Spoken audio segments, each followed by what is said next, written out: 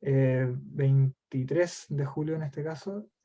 Tenemos con nosotros al expositor Alex Rivas, en este caso el docente de la Universidad Autónoma, pero también enfermero SAMU, que ya esta es la segunda vez que participa con nosotros, así que es un verdadero privilegio poder contar con usted en esta presentación. Esperamos que pueda ser de utilidad para todos nuestros voluntarios, pero sobre todo agradecemos el hecho del gran esfuerzo que además usted da producto de, obviamente, sus otras labores. Así que la palestra es toda suya. Gracias, Giancarlo. Buenas tardes. Bueno, solamente para que quede especificado, yo no soy enfermero SAMU, trabajé en el SAMU 8 años, pero ahora trabajo en gestión. Soy gestor de pacientes del Hospital Regional, ¿ya? Pero bombero más de 15 años de la tercera compañía en la unidad de rescate. Además soy instructor de la AJA. Y bueno, docente de la Universidad Autónoma. Así que me gusta esta área, antes que todo felicitarlo. Me gusta cuando jóvenes como ustedes están interesados en esta área. Me gusta cuando hay un interés, porque finalmente esto es lo que salva vidas. Esto es lo que salva vidas en la práctica. Uno muchas veces lo ve como muy lejano, hasta que uno se encuentra con una situación de emergencia, una urgencia, en una carretera, en tu casa, y ahí tienes que poner a la práctica todo lo que aprendes. Y ahí uno agradece que personas como ustedes se interesen en el tema, porque finalmente es lo que hace que la gente se salve. Lo veo yo diariamente en el hospital. Nosotros vemos cómo llegan personas que han salido de OASE, de obstrucción de vía aérea por cuerpo extraño, accidentes de tránsito que han tenido un manejo rápido y han podido salvarse solamente por eso. De igual manera, en mi año de rescatista me di cuenta que mucha gente falleció solamente porque no tuvo un manejo adecuado en la atención prehospitalaria. Porque tenemos que pensar que un accidente de tránsito, por ejemplo, ocurre en carretera, donde las unidades de emergencia se demoran, no sé, entre Villarrica y Freire, por ejemplo, se demoran media hora por lo menos, 20 minutos en llegar, y perdemos 10 minutos dorados, donde la gente se muere. Se muere por ejemplo, por el tema que vamos a ver hoy, que es un tema importante, que son las hemorragias, el control de hemorragias. Por eso, mis felicitaciones nuevamente. Voy a compartir pantalla para poder ver la presentación.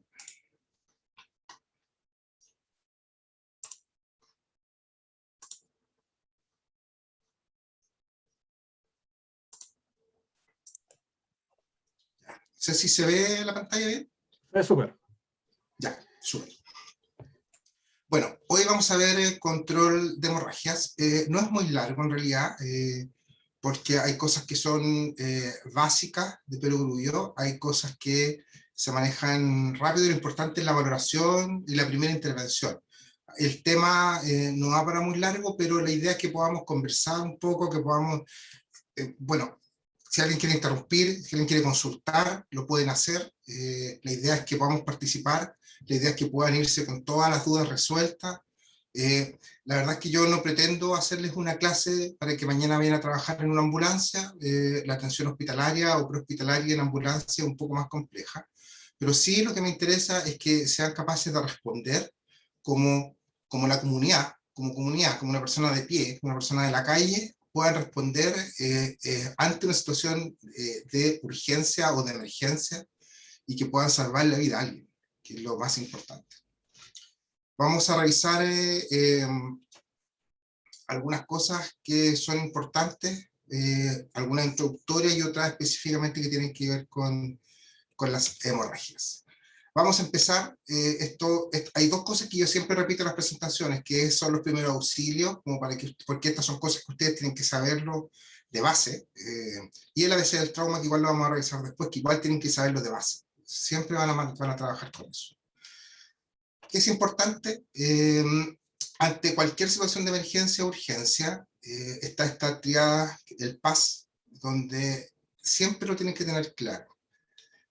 Ante cualquier situación, ustedes van a ir en carretera, se van a encontrar con un accidente de tránsito. En la calle, un atropello, una caída, algo que quizás no es muy complejo. A veces las cosas son súper simples, y no es un accidente de gran magnitud, pero también va a ser importante que ustedes puedan actuar de una buena manera. Por eso lo primero es protegerse ustedes mismos, y esto no deben olvidarlo nunca. La seguridad de la escena es súper importante. Ante todo, antes de la seguridad del paciente, está la seguridad de ustedes como rescatistas. Después, avisar. Ustedes no pueden hacer ningún manejo sin antes haber avisado a un equipo de emergencia sobre lo que está ocurriendo. Por eso lo primero es la valoración, la protección de ustedes y avisar. Y después de eso, ya cuando ustedes vean que la escena es segura, ya que ustedes han avisado a los equipos de emergencia sobre cualquier situación, ya pueden empezar a socorrer, ya pueden empezar a prestar los primeros auxilios sobre el paciente o los pacientes, si es que hay muchos pacientes. No sé si alguno estuvo hace un tiempo atrás, el año pasado, parece que fue cuando dimos triage, que también fue un tema importante que revisar. Tenemos el concepto de primer auxilio, donde es una atención rápida, temporal y de emergencia, que dura hasta que la persona se entrega al personal de salud. Y esto es súper importante, porque finalmente ustedes no son parte en este momento de ningún equipo de salud.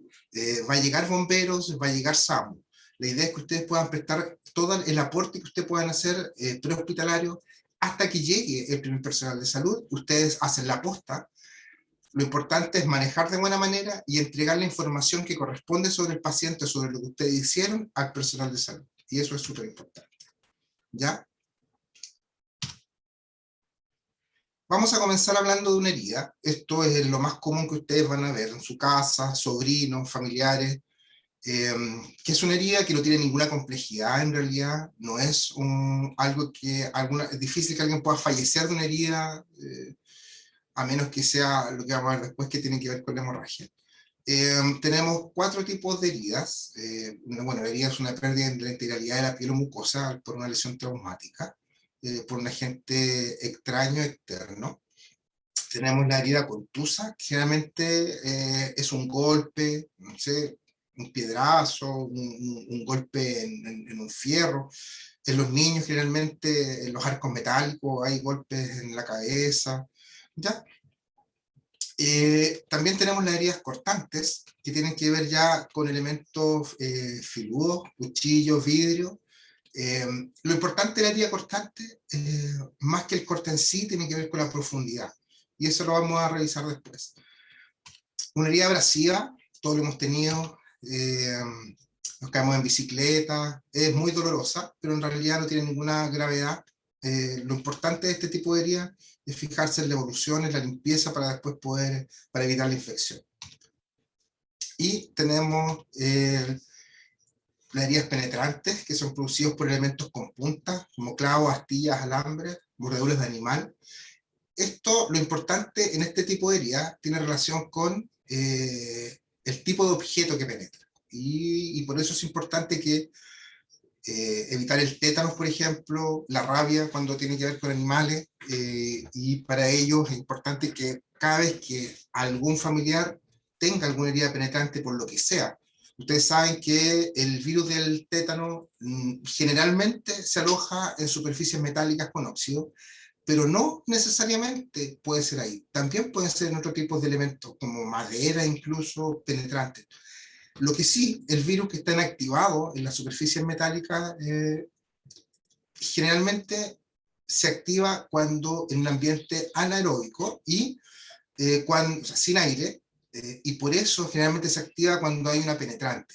Si tú tienes una herida abierta y tienes contacto con una espora del virus del tétano, lo más probable es que no se active porque hay aire, hay oxígeno.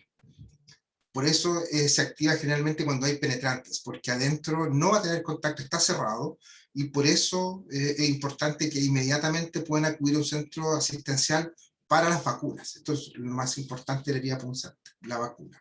Tetánica, antitetánica, en el caso de metales o de elementos penetrantes, y antirrábica en caso de mordeduras de animal. La herida, básico. Esto no es una emergencia, es una urgencia. Para ello ustedes pueden darse el tiempo, porque aquí lo más importante de la herida es evitar la infección. Ustedes se lavan las manos, se colocan guantes si es que tienen, ojalá tener guantes, dejar al descubierto la herida y la zona alrededor, revisar, evaluar bien la herida y limpiar con suero fisiológico o agua de la llave a chorro suave. Después de eso, si la herida es poco importante, cubrir con gasa, y si la herida es más importante, ya acudir a un centro asistencial para evaluación, para manejo, punto, lo que corresponde. Recuerden que pueden interrumpir, que pueden opinar. Si alguien tiene algún caso que quiera exponer, algún ejemplo que le haya pasado, también lo puede hacer. Si voy muy rápido, también me avisan, por favor. Importante en este tipo de heridas, no limpiar con agua oxigenada o alcohol. Me acuerdo cuando yo era chico, usábamos el agua oxigenada para todo, incluso el alcohol. Completamente prohibido, ya no se puede hacer. No aplicar pomadas, polvo u otras sustancias. La herida en un ambiente, bueno, una herida se puede manejar, ustedes saben, o un ambiente húmedo o un ambiente seco. Una herida pequeña puede mantenerse en un ambiente seco. No hay que aplicar pomadas ni nada, ¿ya? La herida sola, si está limpia, si se limpia con suero, la herida debería evolucionar bien. Se activa el sistema inmunológico y va a defenderse solo de cualquier tipo de infección, a menos que sea muy grande y ya requiera otro tipo de antibiótico, pero eso no tiene que ser una evaluación en un centro asistencial. Y lo importante, no extraer cualquier objeto clavado. Esto es súper importante porque a veces uno de perogrullo lo piensa, pero no, lo vemos en los accidentes. En los accidentes de tránsito hay dos cosas que ocurren principalmente. Cuando las personas sin experiencia o sin conocimiento se bajan a ayudar. Lo primero es que nos pasaba siempre que llegábamos a un accidente y nos encontrábamos con las personas fuera de los vehículos. ¿Por qué? Porque llegaba la gente y la gente pensaba que el auto se iba a incendiar, que iba a explotar.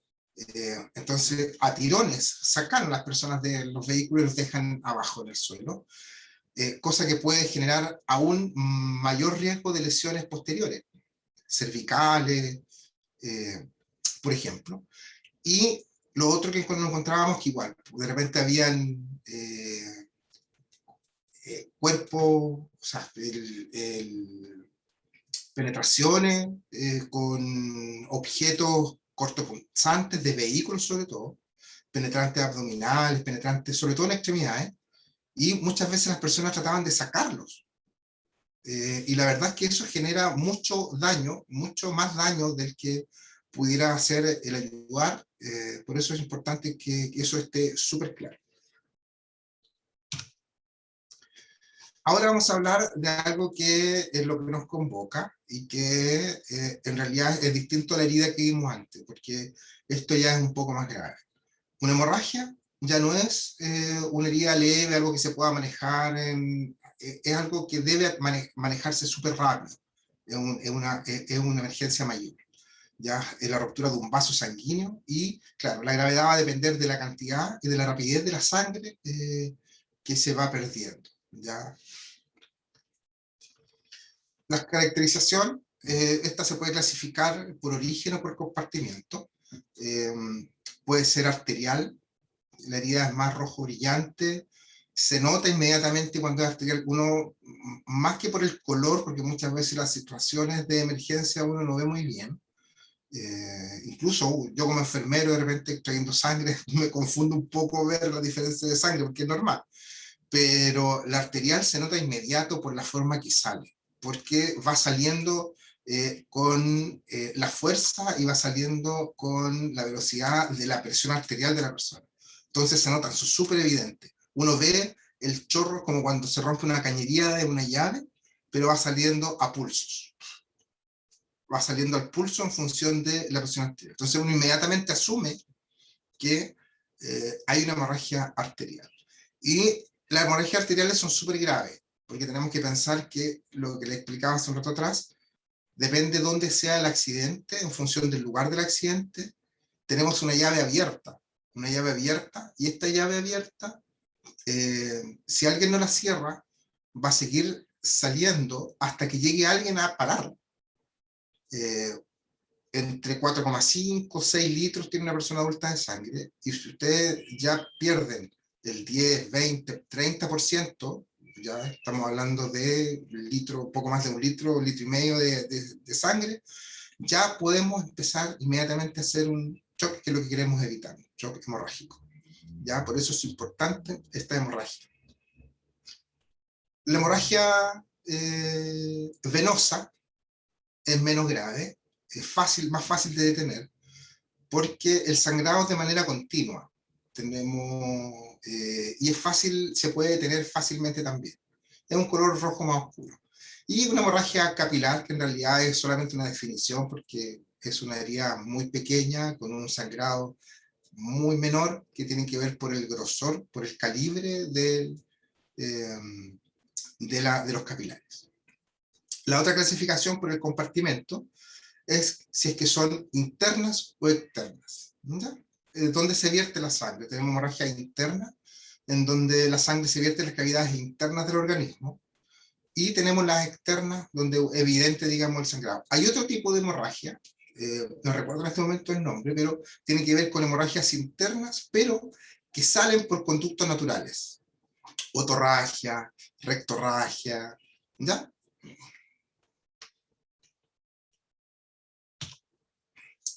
Según los mecanismos de lesión, tenemos penetrantes y contusas. En las lesiones penetrantes, el objeto penetrante atraviesa el tórax, abdomen o las extremidades. A medida que aumenta la cantidad de sangre perdida, se desarrollan signos de shock. El objeto lesiona órganos, tejidos y vasos sanguíneos que sangran hacia las cavidades o tejidos a su alrededor o hacia el exterior. Contusas, que tiene que ver con golpes principalmente, que sangran hacia las cavidades generalmente. O sea, alguno tiene un golpe, puede ser una laceración hepática, puede ser un TEC, un trauma cerebral, pudiera ser una fractura, por ejemplo, y que uno lo ve y no es evidente. Por eso es importante detectar este tipo. Estas lesiones contusas puede ser compresión, cavitación, desaceleración.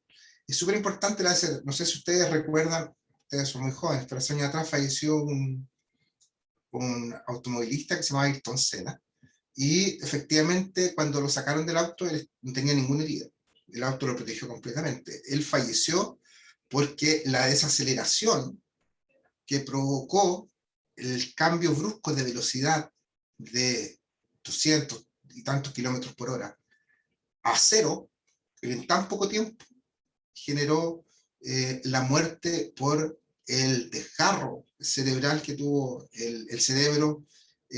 Siguió y chocó contra el cráneo y ahí falleció. Y eso ocurre en muchos órganos. De hecho, muchos de los daños torácicos, sobre todo, daños pulmonares, neumotórax, hemoneumotórax, todas estas cosas ocurren generalmente por fracturas costales, o ocurre por desaceleraciones, donde el pulmón golpea fuertemente contra la parrilla costal y se genera una laceración, un corte, y no es evidente, digamos. Uno empieza a ver otros signos, otros síntomas, o empieza a ver, digamos, manchas también en la piel que puede evidenciar algún tipo de edema, algún tipo de lesión. ¿Ya? Y a medida que se aumenta la cantidad de sangre perdida, sobre todo la hemorragia interna, se desarrollan signos de shock. Y aquí vamos a lo que en realidad nos interesa. Todo esto de la hemorragia tiene que ver con esto. Tiene que ver con... Daniela, cuéntame.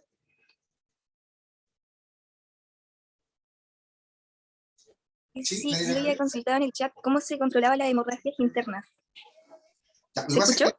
Sí, se escuchó, Daniela. Lo que pasa es que la hemorragia interna es difícil controlarlas, porque todo esto se maneja, bueno, primero de manera prehospitalaria, segundo de manera prehospitalaria, pero de las personas a pie, digamos, los que andamos en la calle.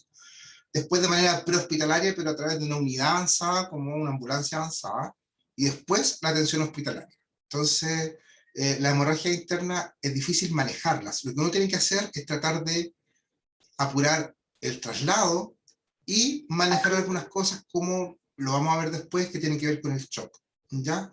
Abrigar al paciente, evaluar, compromiso de conciencia. ¿Y cómo puedo detectarla si es que hay una hemorragia interna? Eso lo vamos a ver exactamente en esta lámina. Esta lámina es súper importante porque esta lámina nos va a permitir primero definir lo que es el shock, ¿ya?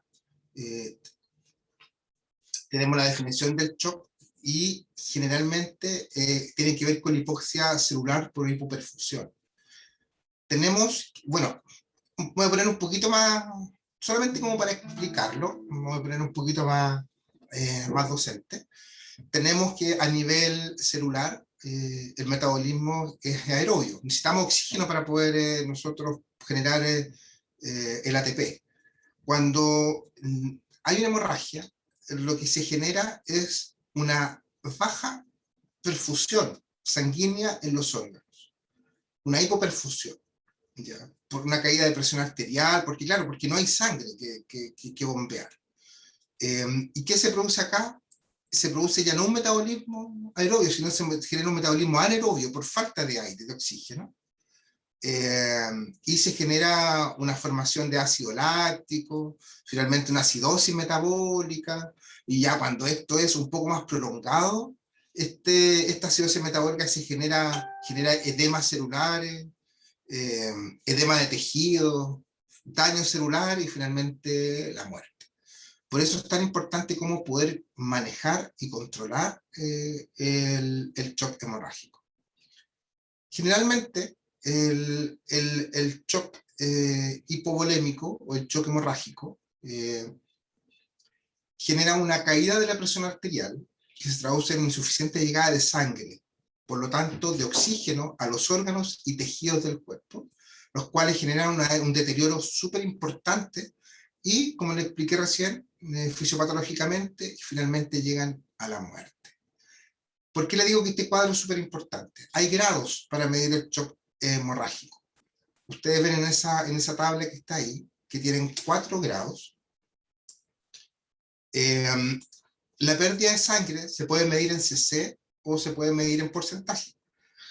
La pérdida de sangre se puede dividir entonces en 4 grados, donde tenemos la pérdida de sangre del 15%, del 15 al 30, del 30 al 40 y mayor al 40%, que ya es muy grave. Esto se va reflejando en el control de signos vitales: pulso, presión, la presión diferencial y la ventilación. En este caso, tenemos que el pulso empieza a subir. Empieza a subir porque tenemos un mecanismo compensador donde empieza a aumentar los latidos para que el cuerpo intenta responder a esta falta de oxígeno, aumentando la cantidad de pulsaciones para que intente esa poca sangre que le queda poder enviarla lo más pronto posible a los órganos internos. ¿Ya? La presión empieza a bajar, ¿ya? Aunque al principio sube por el tema del accidente, pero después empieza a bajar por el mismo mecanismo compensador, porque ya no tiene sangre para poder bombear, y esa presión diferenciada que va disminuyendo, y las respiraciones empiezan a aumentar, por lo mismo que yo le explicaba de la acidosis metabólica que genera el cuerpo. Trata de compensar y trata de ventilar más rápido para poder responder a eso, ¿ya? Porque la hipoxia y la acidosis estimulan el centro respiratorio finalmente. Yo no sé si estoy hablando muy complejo, no sé si me están entendiendo. ¿Está bien? No sé si alguien me puede responder. Sí, doctora, se está entendiendo. Ya, eso es lo importante, que se vaya entendiendo. Entonces, la hipoxia genera y la acidosis estimulan el centro respiratorio, y el incremento de la frecuencia ventilatoria es el signo más importante en este tipo de shock. Más que la presión incluso, ¿ya? La respiración va a ser clave para ustedes detectar si hay una hemorragia interna, por ejemplo, y trato de responder a tu pregunta, Daniela, creo que era que me había preguntado. El pulso empieza a aumentar, como ya le explicaba, y hay 2 signos que son súper importantes para ustedes. En realidad son 3. 3 signos que para ustedes, como ciudadanos de pie que se van a encontrar con un accidente, va a ser súper importante que ustedes van a detectar en este caso. Primero, cosas que ustedes pueden medir. Ustedes pueden ver, sin ningún equipo, sin nada, ustedes pueden medir el pulso de una persona, pueden medir la cantidad de respiraciones por minuto, y pueden medir su estado mental. Y el relleno capilar también. Claro, en realidad son 4. Entonces, cuando ustedes van, una persona que quizás no tiene una hemorragia externa, pero sí puede tener una interna, ustedes evalúan que el pulso cada vez está aumentando más. Cuando ustedes ven que las ventilaciones también están aumentando más, cuando ven que el llene capilar, no sé si ustedes ya han tenido varios talleres ya, ¿manejan lo que es el llene capilar o se lo explico? ¿Podría explicar? Sí, ya. El llene capilar, no sé si se ve mi mano ahí en el cuadrito chiquitito, uno tiene un color en la uña. Cuando uno lo aprieta fuerte, se pone blanca. Cuando uno suelta, inmediatamente la uña recupera su color, que en este caso es un color rosado, ¿ya? Este llene capilar tiene que ser antes de 2 segundos para que sea normal, ¿ya? Si ustedes apretan el dedo, lo sueltan y el color se recupera antes de 2 segundos. Eso es un signo de un llene capilar normal. Si ustedes lo aprietan, lo sueltan y no vuelve antes de 2 segundos, se demora 3 segundos, 4 segundos, es porque hay un problema importante. Puede ser un tipo de shock, bueno, hay varios shocks, pero en este caso también el hemorrágico, cardiogénico, distributivo, pero en este caso el hemorrágico puede ser un signo de también de deshidratación. También lo van a ver en eso, no necesariamente hemorragia, puede ser deshidratación, y es un signo clínico súper importante. Por eso cuando ustedes en algún momento comuniquen al personal de salud, ustedes deben comunicar si hay un llene capilar sobre 2 segundos. En el nivel de las hemorragias, tenemos que generalmente cuando es menor de 2 segundos es normal. Si tenemos entre 2 y 4, por ejemplo, ya estamos en el grado 2 o 3. Y cuando ya no hay llene capilar, o sea, o es demasiado lento, o simplemente no hay, porque a veces llega, es tanto la hemorragia que se presenta o la deshidratación, que uno aprieta y queda blanco, y está blanco, es porque ya es muy grave, ¿ya? Y esos son signos que ustedes deben informar, porque recuerden que ustedes van a informar después al equipo de salud todas estas condiciones clínicas del paciente, ¿ya?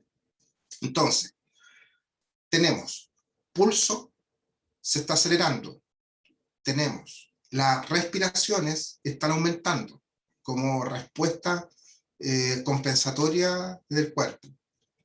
Tenemos el llene capilar que se ve disminuido, ¿ya? Se le llama disminuido porque es lentecido, pero en realidad cuando uno tiene llene capilar positivo, como aparece en la diapo, es porque está lentecido. Y aunque esta tabla es bien completa porque habla de diuresis, presión arterial y todo eso, lo importante es que ustedes vean el estado mental. Me tocó en algunos accidentes ver algunos pacientes que fallecían y al llegar el equipo de emergencia estaba consciente, atrapado. Y nos encontramos con situaciones en las cuales el paciente pasaba por un montón de estados de ánimo, donde primero estaba tranquilo, con dolor, pero tranquilo. Después empieza a ponerse más ansioso. En algún momento ya las personas empiezan a gritar, empiezan a enojarse, empiezan a hablar incoherencias, y eso es súper evidente cuando alguien esté ya con problemas en su estado mental, compromiso de conciencia, empiezan a tener estos cambios de comportamiento. Hay videos, de repente si quieren buscar, no son muy lindos, pero sirven para ejemplificar muchas veces lo que esto representa. Estos cambios de ánimo son normales y tienen que ver con el estado mental que provoca el shock, ¿ya? La falta de oxígeno en la sangre. Después vemos que está muy alterado, muy enojado, nos grita, porque son personas que están atrapadas. Puede estar el equipo de bomberos tratando de sacarlo, tratando de explicar, y está muy atrapado, el nivel de atrapamiento es tan grande que se demora horas, y lamentablemente vimos morir personas esperando, digamos, la explicación.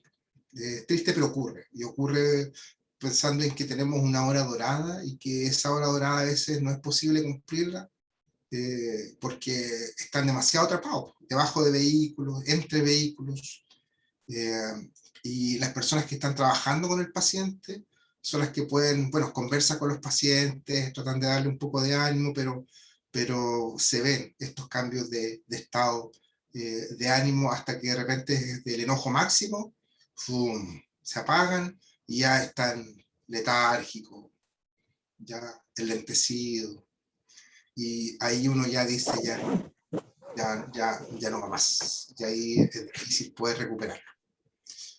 ¿Alguna duda aquí hasta ahora? Esta es la parte donde deben preguntar, porque aquí es súper importante estos signos, porque es lo que ustedes van a ver en el momento que se encuentren con un accidente.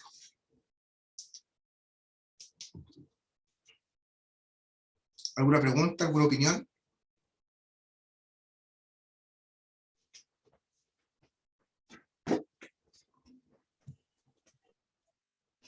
Seguimos.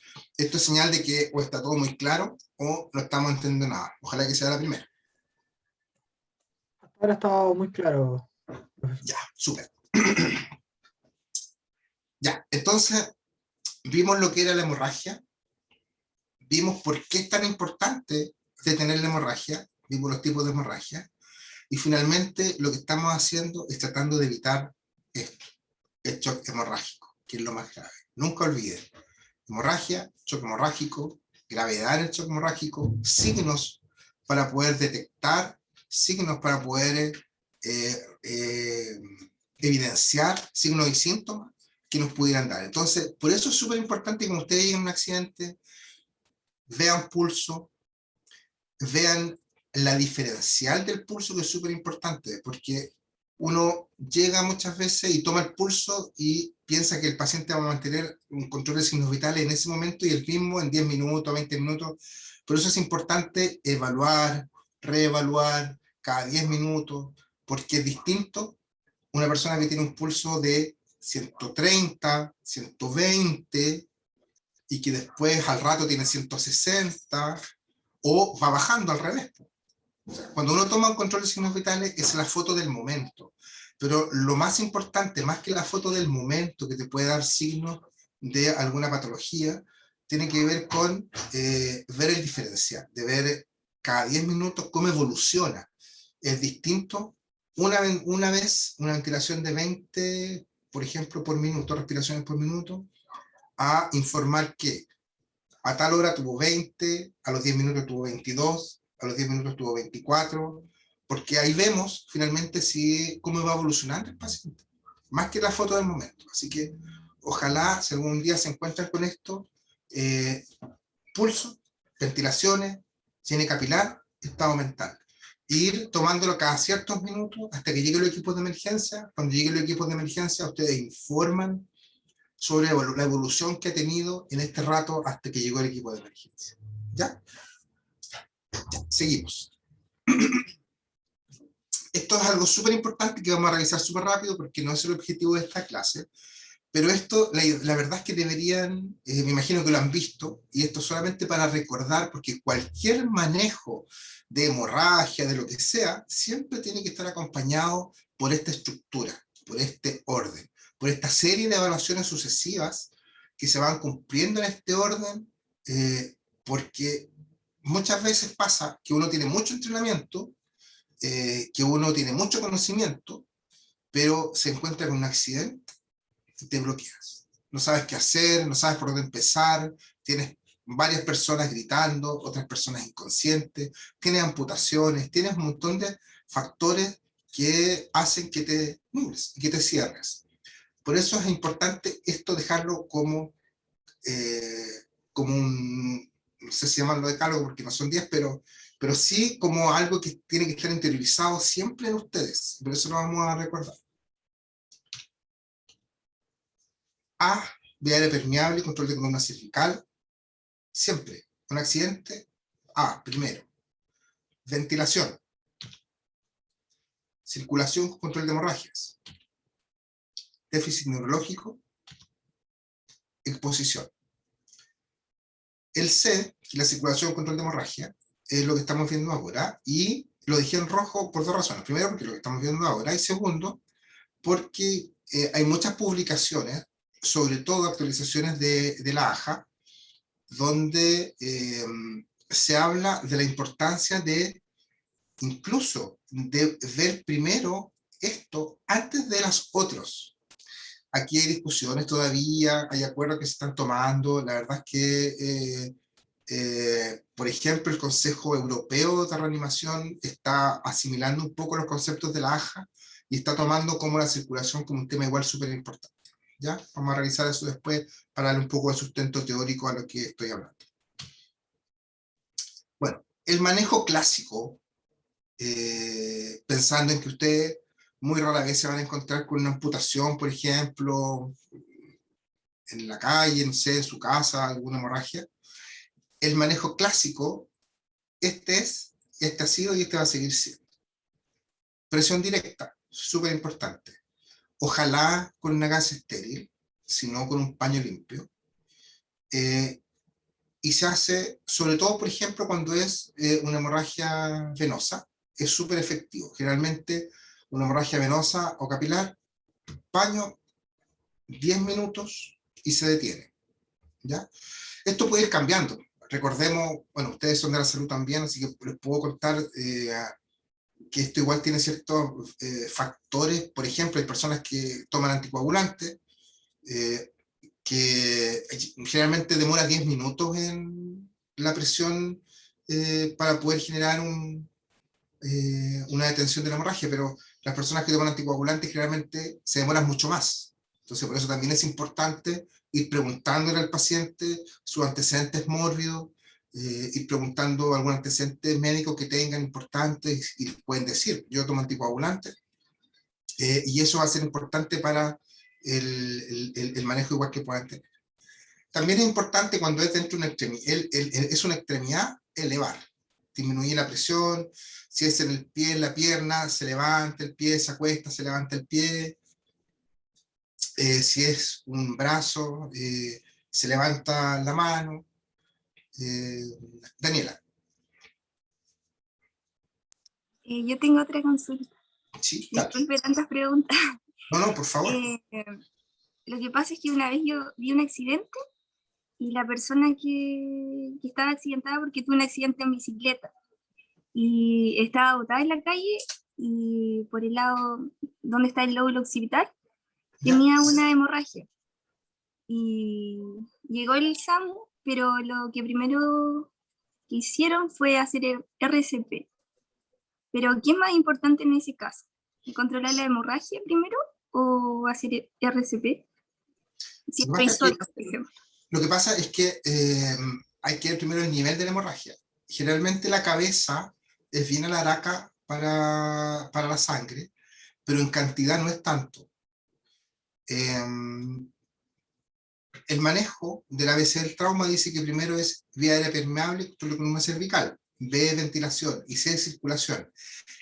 Lo que estaban viendo, lo que hizo SAMU en ese momento es ver la circulación, que tiene que ver con el pulso. El pulso, cuando no hay pulso, inmediatamente dice la norma que tienes que iniciar maniobras de RCP. Por eso, el equipo SAMU lo primero que hizo fue hacer maniobras de RCP, porque una persona en paro es una persona muerta clínicamente. La idea es que esa muerte clínica no se transforme en muerte cerebral, y para eso el RCP es lo más importante. No sé si quedó claro o me extiendo un poquito más. Porque, no, sí, entiendo. Por ejemplo, si yo tengo una persona en paro y la persona tiene una amputación, por ejemplo, en extremidad, y que yo veo que sale mucha sangre, el paciente se va a morir igual si es que no hago uno o no hago lo otro. Entonces el equipo lo más probable es que se coordine para hacer ambas cosas simultáneamente. Mientras alguien empieza con las maniobras de RCP, otra persona lo más probable que va a ver la amputación para detener esa hemorragia. Porque yo no puedo hacer RCP y olvidarme de la amputación cuando veo que se me está desangrando y finalmente el paciente quizá le voy a recuperar los latidos del corazón, pero se va a morir de un shock hemorrágico igual.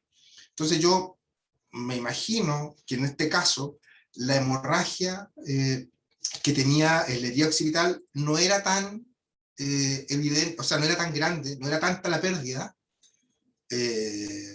o no era, porque recuerden que las arterias principalmente en el cerebro no van por fuera, van por dentro, entonces quizás era venosa y no era, entonces le evaluaron y ellos decidieron que lo más importante en ese momento era el RCP, por el paro cardiorrespiratorio, más que la hemorragia craneal. Puede ser, ¿no? ¿Y en qué parte del cuerpo tendría que estar la hemorragia para priorizarla? Lo que pasa es que más que por el lugar, tiene que ver por el tipo de hemorragia y la cantidad de sangre que se pierde. Como te explicaba recién, por ejemplo, si es una amputación, eso es una llave abierta.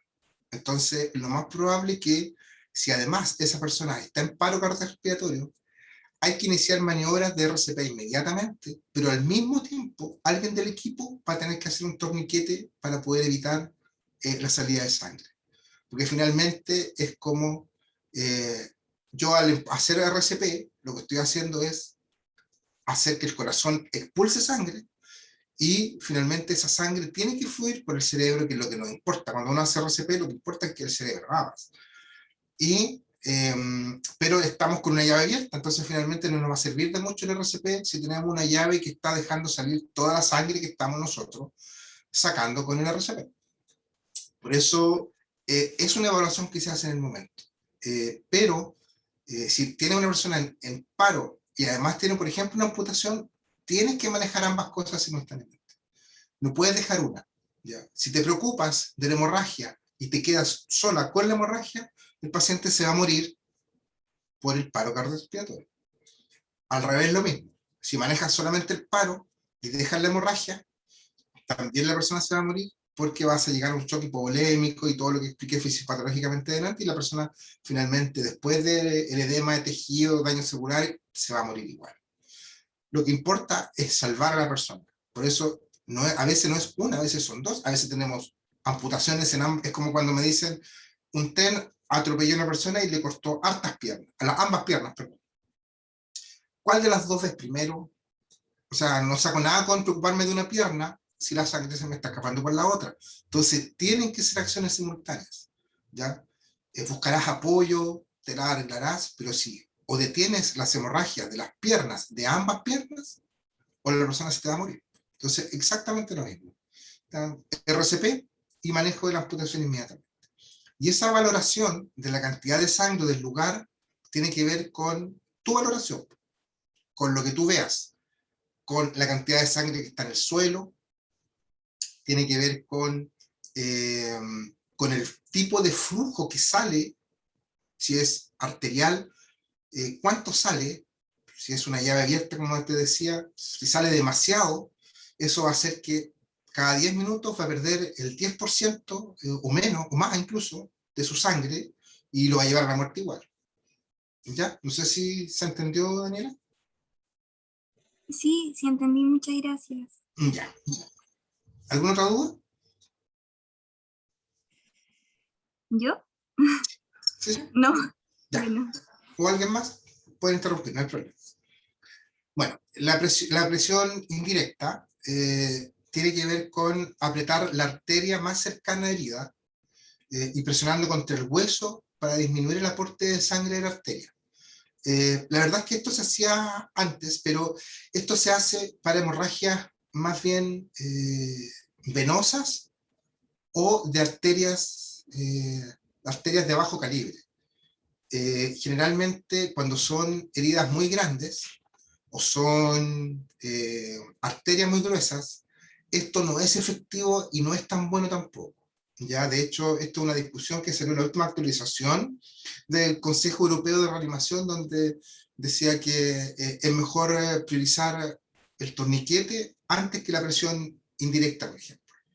Ahora, si no es una herida menor, sí se puede hacer. No sé si alguien tiene una duda sobre la presión indirecta. Tiene que ver con, ojalá siempre lo más cercano al cuerpo, lo más elevado arriba. Por ejemplo, no sé, si tienes una hemorragia radial, ulnar, no sé.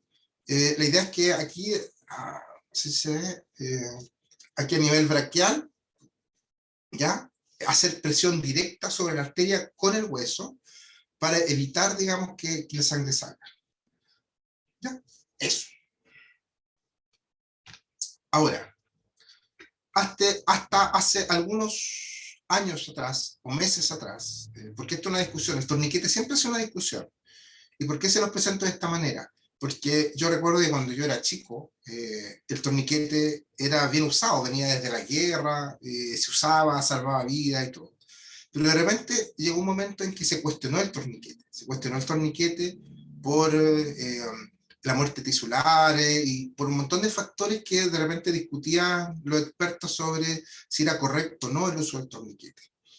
Bueno, esta duda quedó resuelta ahora el año pasado, lo hizo la AJA y lo hizo este año, es la ERC, el Consejo Europeo de Reanimación, donde habla que el torniquete ya no se usa como, porque antes decía uno apósito, taponamiento, etc. Y en último caso, el torniquete. Bueno, ahora en este momento las normas AJA cambiaron, en la actualización del año 2020, y el Consejo Europeo de Reanimación en el año 2021, donde dicen y recomiendan usar el torniquete como primer recurso. ¿Ya? ¿Y por qué se los presento de esta manera? Porque lo más probable es que si ustedes discuten o conversan con algunos expertos, incluso ahora, tienen ciertas dudas al respecto, con algún personal quizás no está tan actualizado, o con personas que hayan hecho cursos, no sé, el PHTLS o el PALS o el ACLS hace un par de años atrás, antes del 2020, pudieran incluso decirles que la AJA decía que esto era última instancia. Pero eso cambió y desde el año 2020 las recomendaciones dicen que esto se usa como primer recurso. Y aquí nos vamos a poner un poquito más aburrido.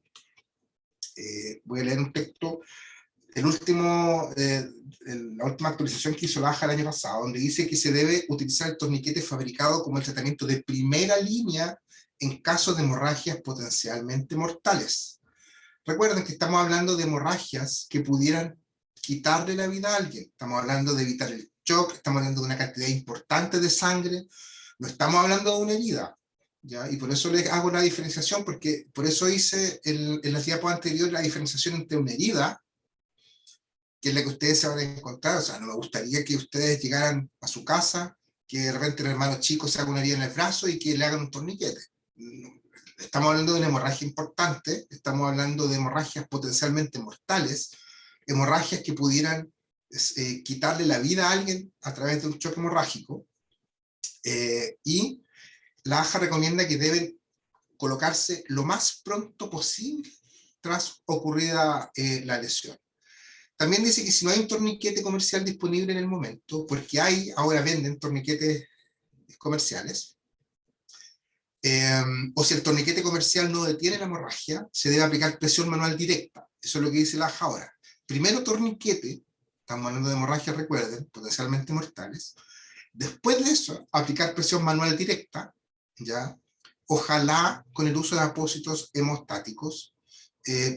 Nosotros no tenemos, yo no tengo. Usted no sé si alguno tendrá. Se venden unos apósitos hemostáticos que algunos son de relleno y otros de parche, que se colocan adentro de la herida, con la sangre como que se infla y detienen.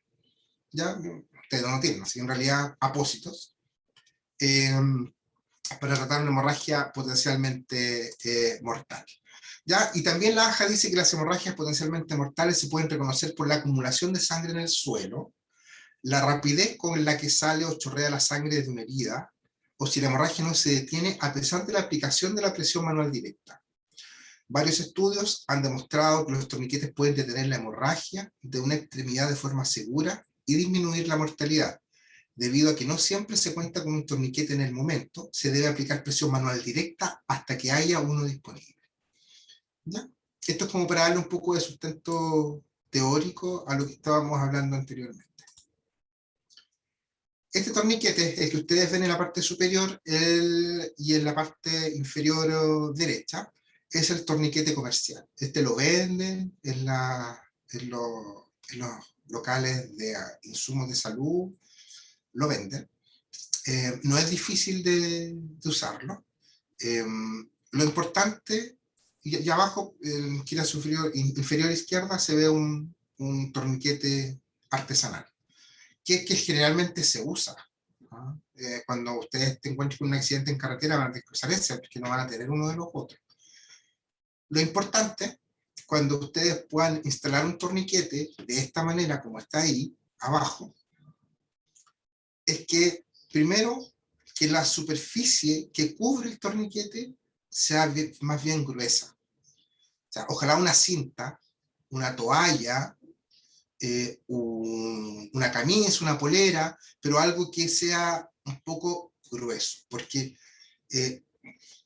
si se hace con una cuerda, por ejemplo, con un cordel de zapato, igual va a tener la hemorragia, pero el daño que va a generar va a ser súper importante. Mientras más amplio el rango que tengan de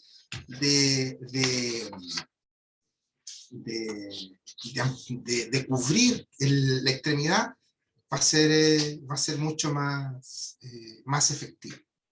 ¿Ya? Bueno, como antecedente, digamos, los mitos tenían que ver con la muerte tisular, como les decía. Un torniquete puede mantenerse puesto sin generar ningún tipo de daño 2 horas. Ustedes pueden tener a una persona 2 horas con un torniquete y llevarlo tranquilamente al hospital, ¿ya? Pensando en que desde ningún lugar de la región hay 2 horas, a menos que fuera muy rural, que fuera campestre, agreste, pero de carretera por lo menos deberían llegar en 2 horas perfectamente, a menos que esté atrapado, haya que extricar, y ahí ya quizás podría demorarse más, pero generalmente no debería, ¿ya? Cosa que pudiera permitir que llegue a un centro asistencial y que se le retire el torniquete, para que no se preocupen en caso de que alguno piense que puede generar más daño. No, 2 horas estudiado, demostrado, basado en evidencia sobre el uso del torniquete, ¿ya? También hay otros estudios que hablan de 8 horas que pudieran generar daño irreparable, por ejemplo, que pudiera generar una amputación. Habla de 8 horas, pero generalmente 2 horas es el límite adecuado para mantener un torniquete, ¿ya? ¿Alguna duda sobre el torniquete? Lo importante es que no quede tan apretado. Lo importante es ir apretando e ir evaluando, y uno se da cuenta, así es como cuando tú estás cerrando una llave, tú le vas dando vuelta y la hemorragia tiene que ir cediendo. Si la hemorragia cede o ya es muy poca, puedes dejarlo hasta ahí. La idea tampoco es apretar tanto, ¿ya? Y hecho de que lo importante es eso también de la banda que va a cubrir, digamos, que no sea tan delgada, que sea más bien gruesa. ¿Dudas sobre el torniquete?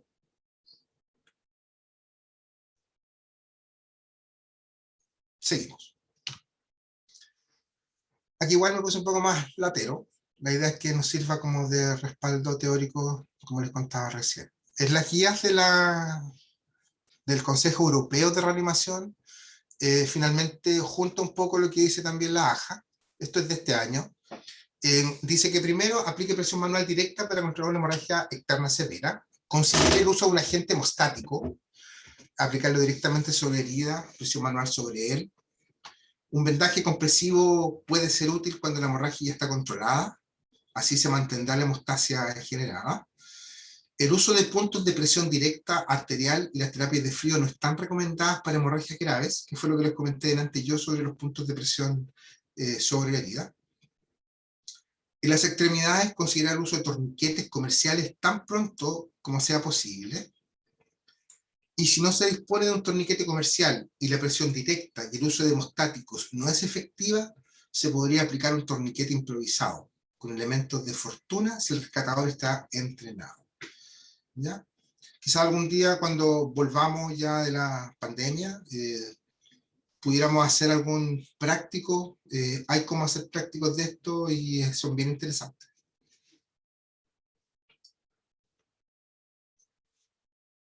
Como para ir ya finalizando un poco, es súper importante después estabilizar, siempre evaluar el ABC del trauma. No quise extenderme más con el ABC del trauma porque es un tema que da para largo y es otra clase. No sé si la han tenido, pero si no, podemos evaluar tenerla después. Y trasladar rápido. Sobre todo cuando tú tienes a alguien con un torniquete o cuando tienes algún riesgo de alguna hemorragia interna, trasladar siempre. El manejo hospitalario para las hemorragias es lo principal, ¿ya?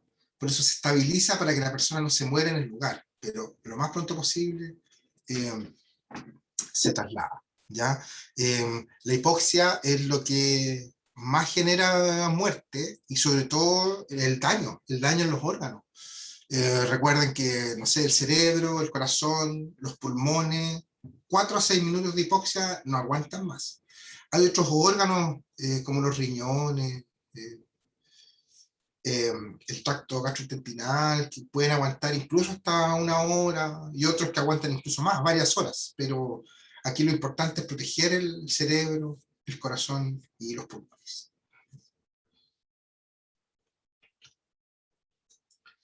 Levemente, solamente porque ocurre muchas veces en las casas, sobre todo en los niños.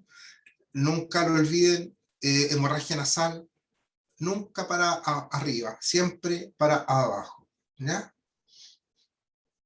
Salida de sangre, generalmente la hemorragia nasal no tiene que ver por proceso fisiopatológico muy complejo, a menos que tenga alguna patología de base.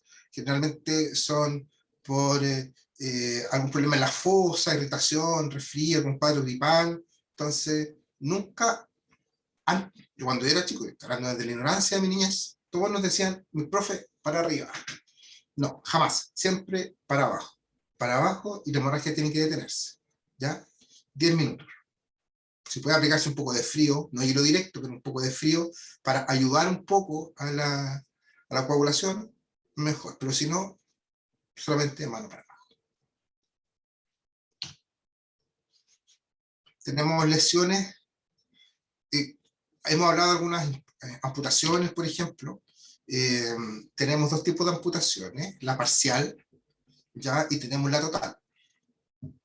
Generalmente en los accidentes es muy raro que haya una amputación total, generalmente son parciales, ¿ya? Y la amputación tiene que ver con la pérdida del contacto sanguíneo, que eso es lo importante, porque finalmente uno puede tener incluso la parte, el miembro partido a la mitad, o incluso menos, un cuarto, pero si se corta el flujo sanguíneo arterial, ya la otra parte va a morir si no se maneja pronto.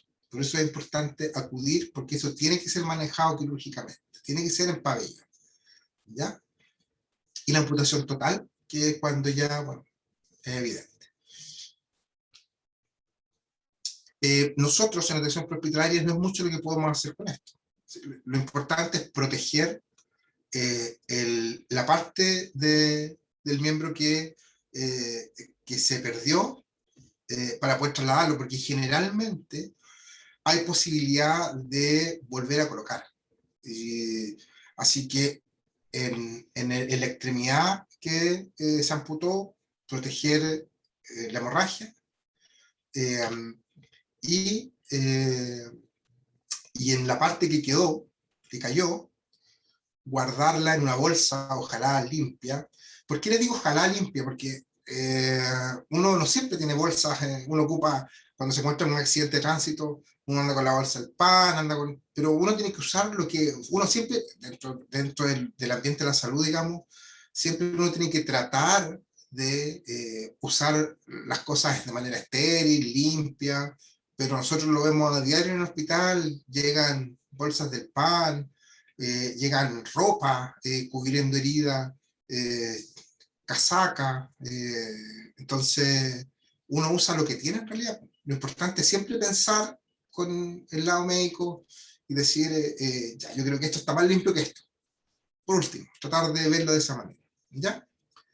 Si se puede, mantener frío,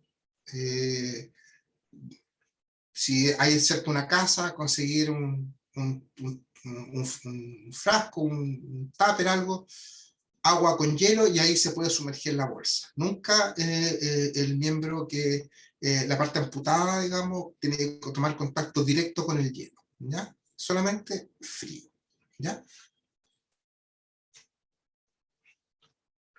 Ya, no sé si hay dudas al respecto.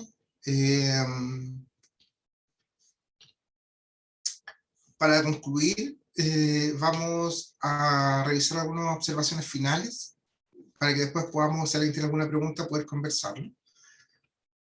Lo que tiene que ver con hemorragias es importante, y es súper importante, la valoración inicial, ¿ya?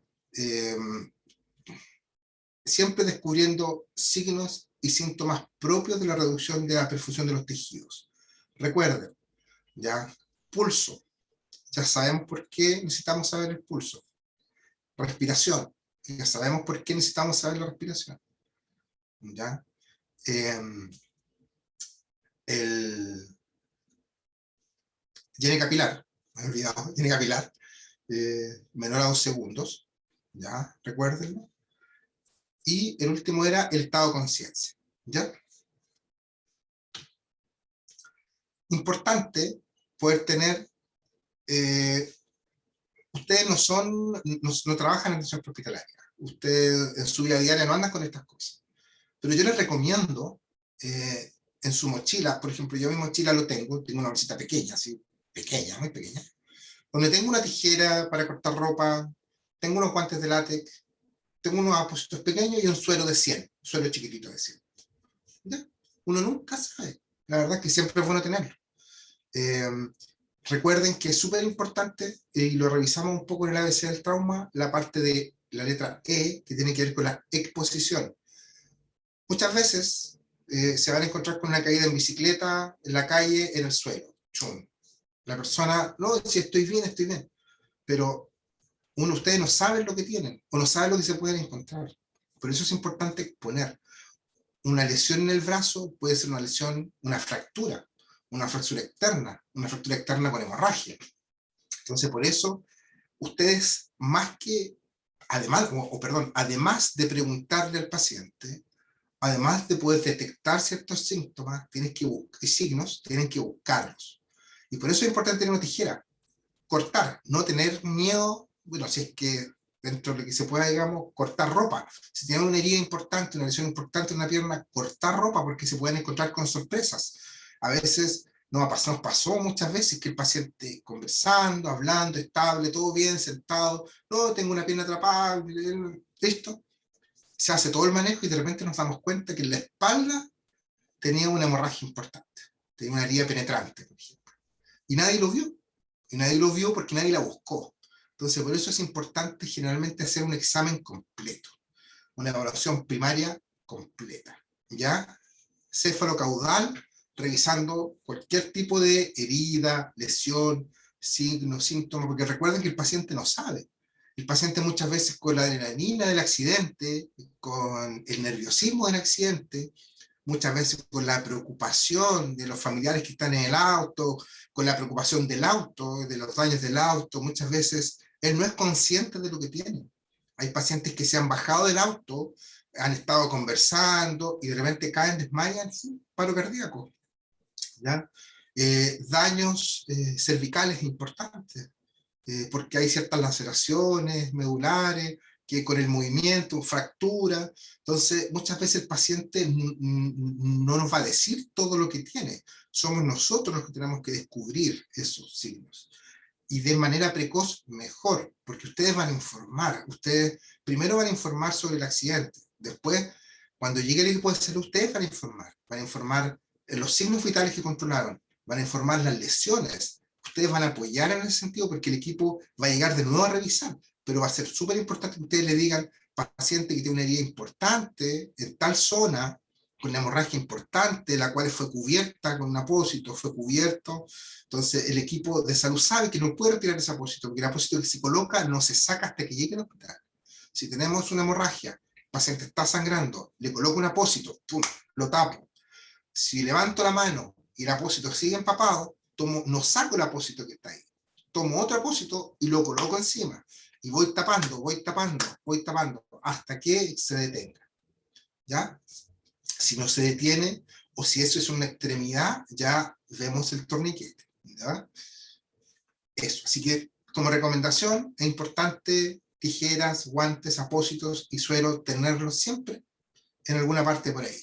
No es que sean superhéroes ni que anden por la calle buscando cosas, pero siempre es importante, porque fíjense que con estas cosas que son súper básicas, créanme, salvan vidas. O sea, es súper importante.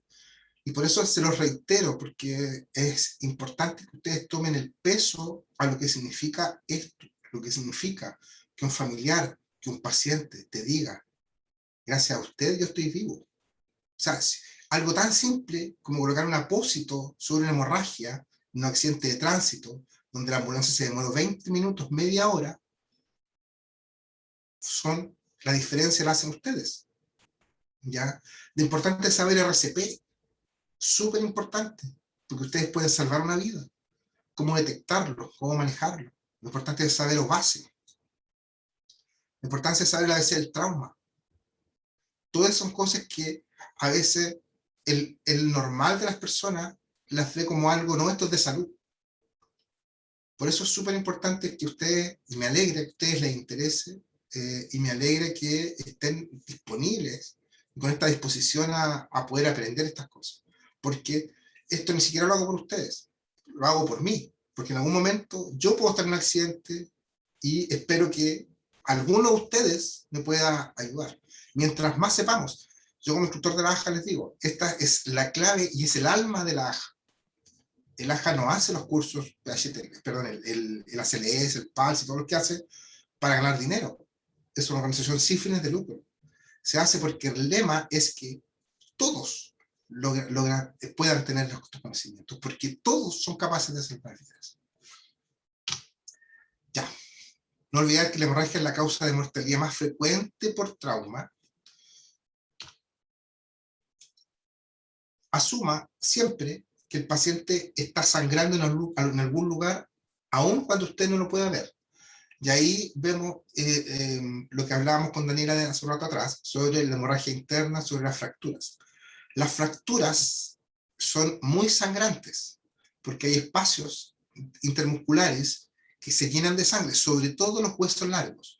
Una fractura de fémur o una fractura de pelvis, la pelvis puede almacenar hasta 3 litros de sangre. ¿Ya?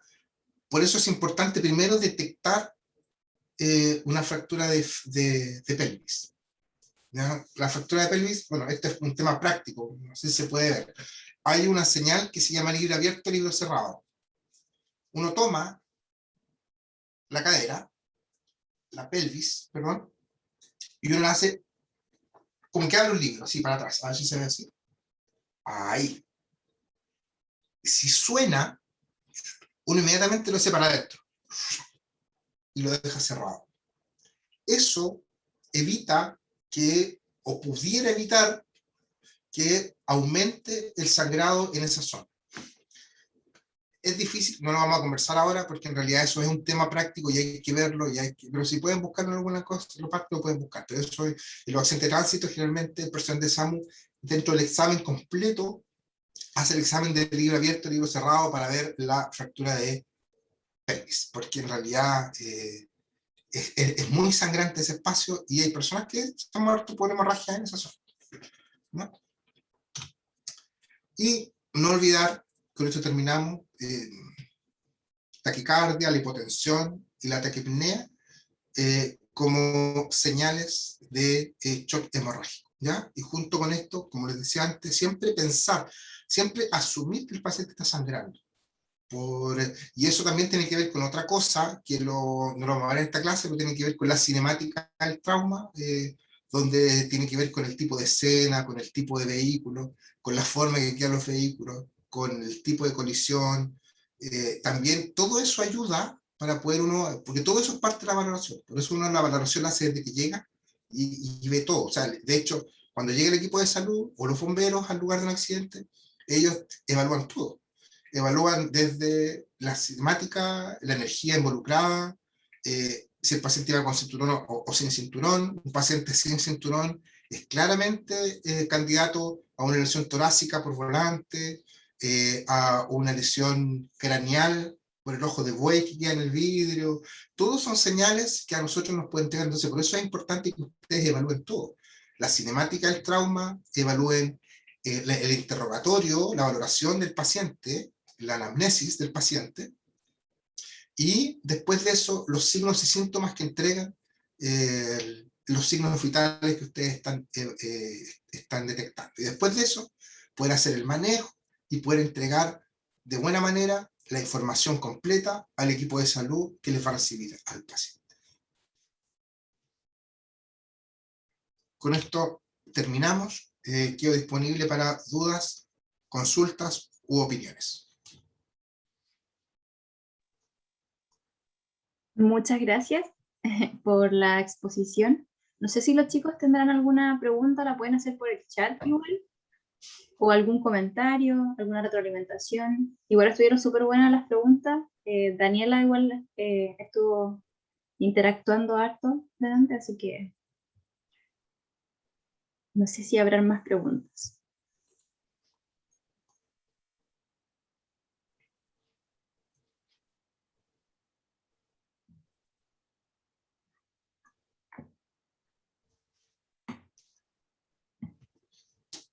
Creo que quedó todo claro, porque no hay ninguna.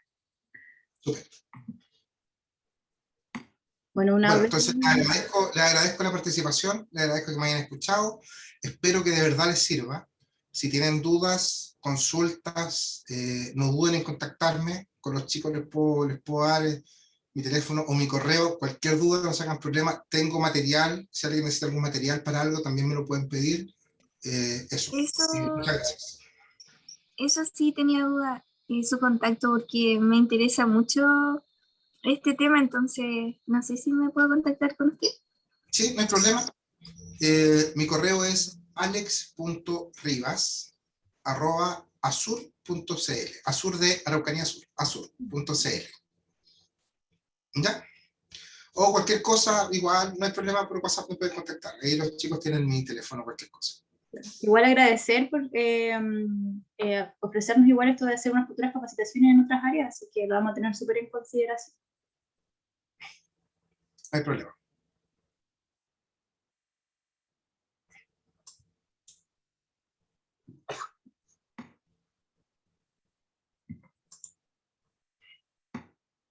Bueno, entonces, ya que no hay ningún comentario más de parte de los chicos,